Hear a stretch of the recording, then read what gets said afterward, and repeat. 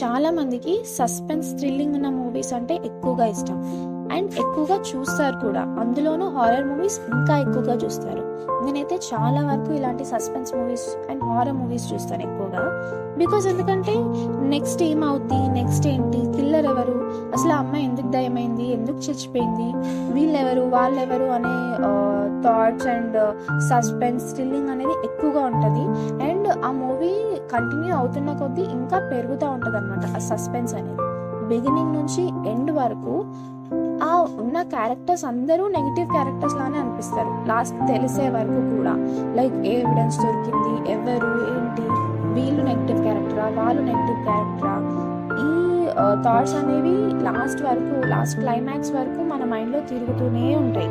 And ఇంకోటి ఏంటంటే, మనం చూసేటప్పుడు మామూలుగా చూస్తామా అంటే అస్సలు కాదు. మన ఫ్రెండ్స్తో కలిసి లైట్స్ అన్నీ ఆఫ్ చేసుకొని నైట్ టైంలో చీకట్లో, అసలు ఆ మూవీ హారర్ అంటే భయపడేలా ఉందో లేదో తెలియదు, కానీ మనం దాన్ని ఇంకా డబల్ చేసేలాగా ఆ హారర్ ఫీల్ క్రియేట్ చేసుకొని, ఆ హారర్ ఎన్విరాన్మెంట్ క్రియేట్ చేసుకొని చూస్తాం అనమాట.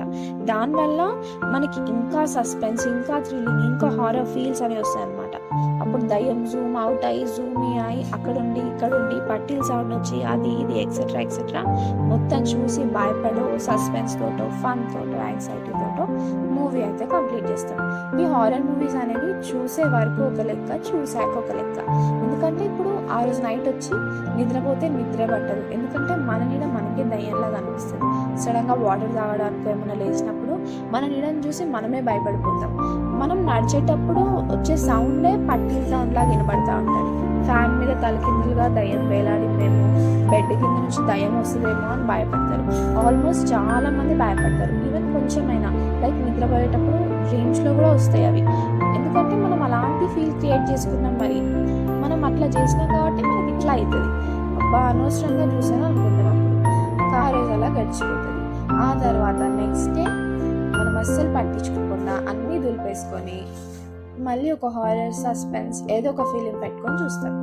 ఇదే సినారియో కంటిన్యూ అవుతుంది. అంతే, మనం ఇంకా అంతే.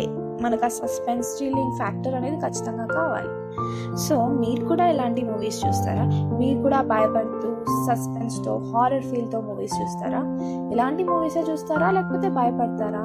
నా కామెంట్ సెక్షన్లో చెప్పండి. ఐఎమ్ తబు అనారస్. Thank you for listening till the end. Happy day.